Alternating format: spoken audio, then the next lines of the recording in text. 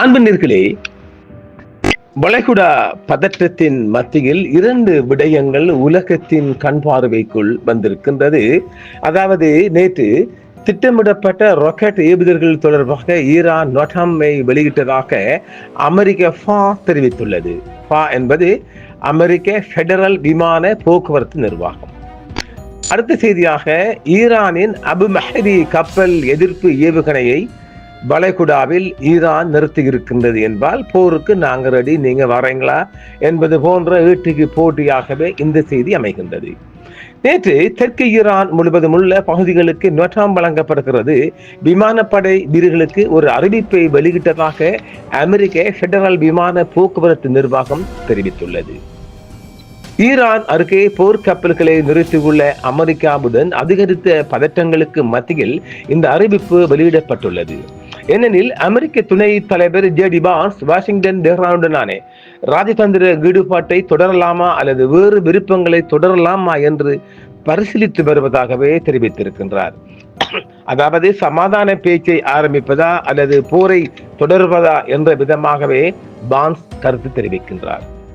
இதேவேளை ஈரானின் அபு மஹதி கப்பல் எதிர்ப்பு ஏவுகணைகள் 1000 கிலோமீட்டர் செயற்கை நுண்ணறிவு சக்தி கொண்ட கேம்சேஞ்சர் அரபிய கடலில் அமெரிக்க கடற்படை ஆதிக்கத்தை அச்சுறுத்துவதாகவே அமெரிக்கா தெரிவித்திருக்கின்றது.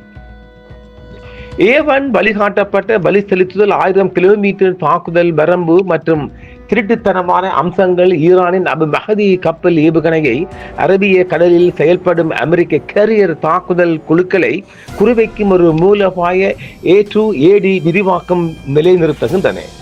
ஈரான் அபு மஹதி கப்பல் எதிர்ப்பு ஏவுகணையை நிலைநிறுத்துவது தெஹ்ரானின் கடல்சார் தடுப்பு கட்டமைப்பில் ஒரு அளவீடு செய்யப்பட்ட விரிவாக்கத்தை உருவாக்குகிறது.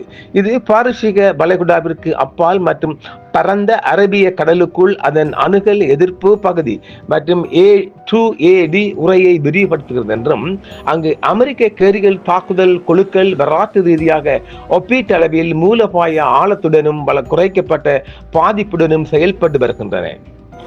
2020ஆம் ஆண்டு அமெரிக்க ட்ரோன் தாக்குதலில் ஈரானிய ஜெனரல் கஷம் சுலைமானுடன் சேர்த்து கொல்லப்பட்ட அபு மஹதி அல் மஹதிஸின் பெயரிடப்பட்ட இந்த ஏவுகணை குறியீட்டு மற்றும் செயல்பாட்டு நோக்கத்தை உள்ளடக்கியது என்றும், கடலில் விரோத ஆபத்து கணிப்பீடுகளை பாதிக்கும் வகையில் வடிவமைக்கப்பட்ட வகையில் அரசியல் செய்தியிடலை உறுதியான இராணுவ திறனுடன் இணைப்பதாகவும் தெரிவிக்கப்படுகின்றது.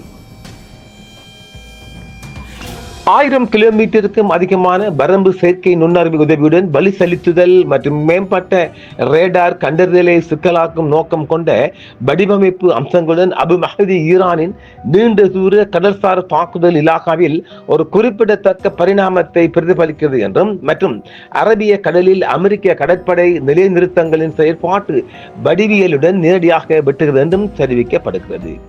IRGC கடற்படையின் தளபதி ரியர் அட்மிரல் அலிரேசா டான்ஸ்ரி ஏவுகணையின் மூலோபாய நோக்கத்தை வெளிப்படையாக வடிவமைத்து இந்த ஏவுகணை செய்யக்கூடிய விஷயங்களில் ஒன்று எதிரியை விரட்டுவது, மேலும் எதிரியை நமது கடற்கரையிலிருந்து விரட்ட முடியும் என்றும் கூறினார். இந்த அறிவிப்பு தெஹ்ரானின் தடுப்பு மூலம் மறுப்பு கோட்பாட்டுக்குள் அமைப்பை நிலைநிறுத்துவதாகவும் தெரிவிக்கப்படுகிறது. ஈரானிய பாதுகாப்பு அமைச்சர் பிரிகேடியர் ஜெனரல் முஹம்மது ரஸா அஷ்தியானி அந்த நிலைப்பாட்டை வலுப்படுத்தி அபு மஹதி ஏவுகணையை பெருமளவில் உற்பத்தி செய்வதன் மூலம் ஈரானிய மண்ணின் ஆழத்திலிருந்தும் மறைக்கப்பட்ட இடங்களிலிருந்தும் கடலில் எதிரியின் நகரும் இலக்குகளை அதிகபட்ச செயற்பாட்டு வேகத்தில் சுட முடியும் என்றும், மேலும் எதிரியின் கப்பல்கள், போர்க்கப்பல்கள் மற்றும் அழிப்பாளர்களை முற்றிலுமாக அழிக்க முடியும் என்றும் சொல்லுகின்றார். ஈரானிய அதிகாரிகள் அபு மஹதியை ஒரு கேம்சேஞ்சர் என்று விவரித்துள்ளனர்.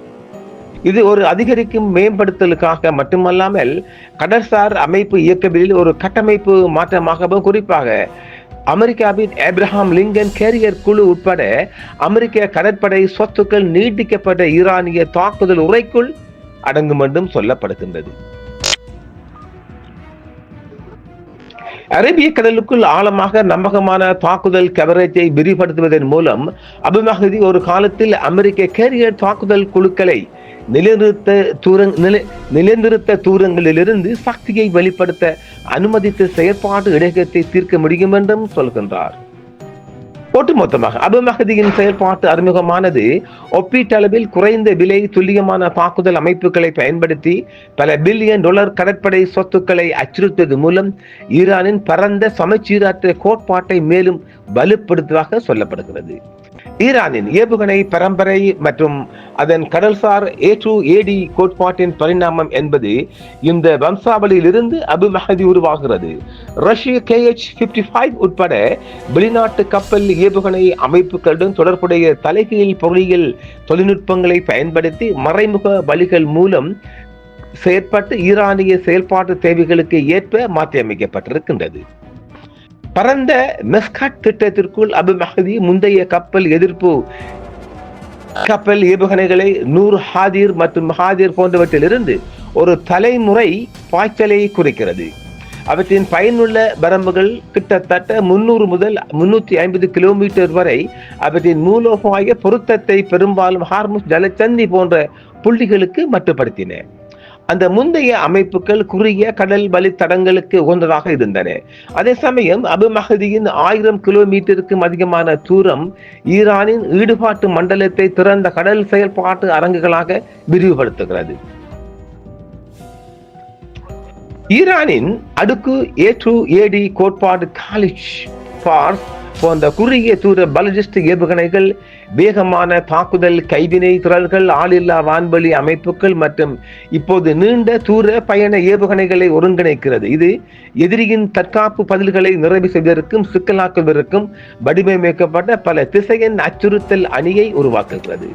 மணிக்கு சுமார் 700 கிலோமீட்டர் வேகத்தில் பறக்கும் மற்றும் 50 மீட்டருக்கும் குறைவான கடல் சரக்கு உயரத்தை பராமரிக்கும் இந்த ஏவுகணை தற்காப்பு எதிர்வினை காலக்கெடுவை சுருக்கவும் மேற்பரப்பு அடிப்படையிலான கண்டறிதல் அமைப்புகளுக்கு உள்ளார்ந்த ரேடார் அடிவான வரம்புகளை பயன்படுத்தவும் வடிவமைக்கப்பட்டுள்ளது.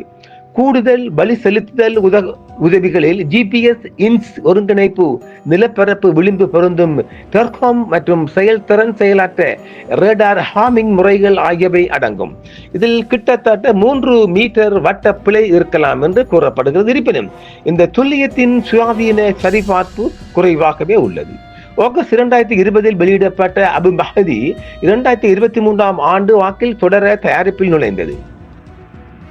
இப்போது IRGC கடற்படை மற்றும் ஈரான் இஸ்லாமிய குடியரசு கடற்படை இரண்டிலும் செயல்பட்டு வருகிறது. இது இணையான கடல்சார் கட்டமைப்புகளில் நிறுவன ஒருங்கிணைப்பை குறைக்கிறது. பந்தர் அப்பாஸ் விழாவின் போது IRGC தளபதி ஹொசைன் ஜலாமி இந்த கோட்பாட்டு மாற்றத்தை அடிக்கோடிட்டு காட்டினார். காவலர்களின் கடற்படை உலகின் கடற்படை சக்திகளை சவால் செய்ய அதன் தாக்குதல் மற்றும் தற்காப்பு சக்திகளில் ஒரு அற்புதமான பாய்ச்சலை மேற்கொண்டது என்றும் வெளிப்படையாக சொல்லியிருக்கின்றார். அரபிய கடலில் அமெரிக்க கடற்படை நடவடிக்கைகளுக்கான மூலோபாய தாக்கங்கள் என்பது அபு மஹதியின் 1000 கிலோமீட்டருக்கும் அதிகமான வரம்பு அந்த இடையத்தை சுருக்கி ஒமானின் கடற்கரையிலிருந்து இயங்கும் கப்பல்களை USS அப்ரஹாம் லிங்கன் போன்றவை ஈரானிய பிரதேசத்திலிருந்து உருவாகும் சாத்தியமான ஈடுபாட்டு உரைகளுக்குள் சிக்க வைக்கிறது. கடல் சறுக்கும் விமான சுய விவரங்கள் கண்டறிதல் வரம்பை குறிக்கின்றன. இதன் மூலம் பேலன்ஸ் கிளால் இன் ஆயுத அமைப்பு மற்றும் SM-6 போன்ற நீண்ட தூர இடைமறிப்பான்கள் போன்ற தற்காப்பு அமைப்புகளுக்கு கிடைக்கக்கூடிய ஈடுபாட்டு சாளரத்தை குறைக்கிறது. ஈரானின் அடுக்கு A2AD கட்டமைப்பில் ஒருங்கிணைக்கப்படும் போது ரோன்ஸ்கள் வேகமாக தாக்குதல் கைவினை பொருட்கள் மற்றும் குறுகிய தூர ஏவுகணைகளை இணைக்கும் போது அபு மஹதி மேம்பட்ட கடற்படை பாதுகாப்பு அமைப்புகளை கூட வரி விதிக்க வடிவமைக்கப்பட்ட பல அச்சு சொருபி சூழ்நிலைக்கு பங்களிக்க முடியும். விரிவாக்கப்பட்ட தாக்குதலின் மூலம் ஈரானிய படைகள், கேரியர் தாக்குதல் குழுக்கள், தளவாட கப்பல்கள் மற்றும் ஹார்முஸ் ஜலசந்திக்கு அப்பால் உள்ள பிராந்திய கடற்படை சொத்துக்களை அச்சுறுத்த முடிகின்றது. ஏவுகணை கடற்படை இலக்குகளுக்கு பெரும் அழிவை ஏற்படுத்தும் என்று இஸ்ரேலிய ஆய்வாளர்கள் கூறியுள்ளனர். இது விரிவாக்க இயக்கவியல் மற்றும் அதிக மதிப்புள்ள கடல்சார் சொத்துக்களின் பாதிப்பு பற்றிய பரந்த பிராந்திய கவலையை பிரதிபலிக்கிறது. அதாவது இந்த மகதிஸ் வந்துட்டு ஏவுகணை என்பது ஏவுகணை கடற்படை இலக்குகளுக்கு பெரும் அழிவை ஏற்படுத்தும் என்று இஸ்ராயல் ஆய்வாளர்கள் அச்சம் கொண்டிருக்கின்றார்கள். ஆக நாம் ஏற்கனவே சொல்லிக்கிறோம், வகை வகையான ஏவுகணைகளை ஈரான் ஏவுவதற்கு திட்டமிட்டிருப்பதாகவும் இப்பொழுது நோட்டம் ஒன்று கொடுக்கப்பட்டிருப்பதாகவும் ஆக இந்த மகதி மிகப்பெரிய அச்சுறுத்தலாக அமெரிக்காவுக்கு அமைய போகுது பார்க்கலாம். இன்னும் பல வகையான ஏவுகணைகளையும் ஈரான் படிப்படியாக வெளிப்படுத்த போகின்றது என்பது கூடுதல் செய்தி. அமெரிக்காவில் இதுக்கு முறை அவசர செய்தியாக வந்ததை வழங்கி இருக்கின்றோம். மீண்டும் மற்றொரு காணொளியில் சந்திப்போம் நேர்களே. என்றும் உங்களுடன் சன்ரைஸ் இந்தியா டிவி சப்ஸ்கிரைப் பண்ணுங்கள், பெல் பட்டனையும் கிளிக் செய்யுங்கள். உங்கள் ஆதரவே எங்கள் சேவை. ஆதரவு தாருங்கள், அரவணைப்போம். மறக்காம சர்ப்ரைஸ் பண்ணுங்க. தேங்க்யூ.